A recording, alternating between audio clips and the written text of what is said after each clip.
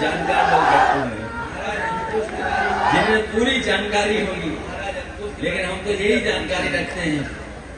हम लोग जब भगवान श्री कृष्ण ने अपने प्राण छोड़े से जुड़े हैं, उसी दिन से कभी बहुत जानकार लोग बैठे हुए हैं, उन्होंने प्राण छोड़े थे गुजरात, जिन्हें पूरी जानकारी होगी। अगर यूं कहेंगे गुजरात से यही जानकारी रखते हैं।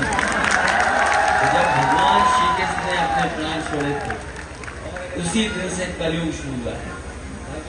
उन्होंने प्राण छोड़े थे गुजरात में, और तीर लगने, अगर यूं कहेंगे गुजरात से कभी भक्त हुआ भगवान, और भगवान के पास पहुंचा होता था कि भगवान ये गलती हमसे हो गई, हमने तीर मार दिया आपको, तो वो माफी मांगना चाहता था, और तीर लगने, लेकिन भगवान ने कहा कि नहीं, जो पहले भक्त हुआ ये होने ही के बाद, ये डेस्टिनी थी और ये नियति थी, इसलिए होना ही था, इसके लिए आपको माफी मांगनी नहीं है।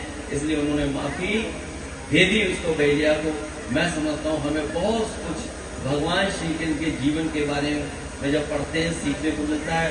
और महाभारत के बारे में तो आप लोग न जाने क्या क्या जानते हो।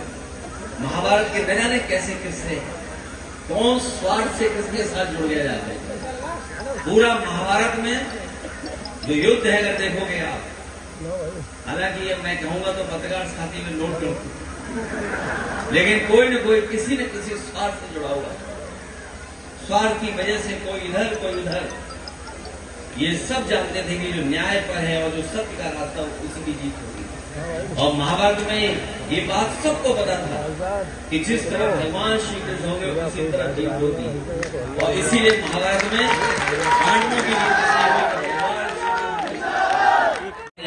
भारतीय जनता पार्टी ने बहुत बड़े पैमाने पे नुकसान किया है। ये बातें तो बड़ी बड़ी करते हैं। कल भी अगर हमने आपने सुना होगा कुवैत का भाषण, प्रधानमंत्री जी का कुवैत का भाषण सुना होगा कि न जाने कितनी बड़ी चीजें बता रहे हैं, लेकिन जमीन पर कहाँ है, जमीन पर क्या है। अगर दो लोग सच जोड़ हो जाए तो वो देश के लिए कितना फ्रूटफुल साबित होंगे।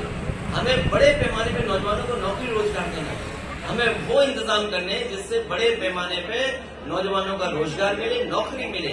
वो फैसले हम लोगों को लेने हैं। सर, संसद में इस तरह बहसबाजी हो रही है, धक्का मुक्की हो रही है, सर मर्यादा को लेकर क्या कहेंगे आप? मर्यादा भंग नहीं हो रही सर? ये सत्ता पक्ष में जो सरकार के लोग हैं उनको सोचना समझना चाहिए था। सरकार रास्ता निकालती है, स्पीकर के माध्यम से अगर कोई ऐसी घटना हुई थी तो सभी पॉलिटिकल पार्टी के लीडर्स को बुलाया जा सकता था, बात की जा सकती है। लेकिन आप बहानेबाजी देखिए उनको, ये सब जानते हो आप बहानेबाजी थी। और कई लोगों ने ऐसा कहा है कि ऐसा ड्रामा तो एक्टर भी नहीं कर पा रहे जैसे भारतीय जनता पार्टी के सांसद लोग ड्रामा कर रहे हैं।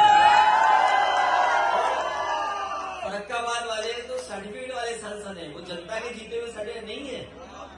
फरक्काबाद वाले सर्टिफिकेट से जीते हुए सांसद हैं। हम तो उनसे कहेंगे अगर इलाज दवाई की जरूरत हो तो हम डॉक्टर एक भेज सकते हैं और सलाह ये फ्री दवाई कराएंगे।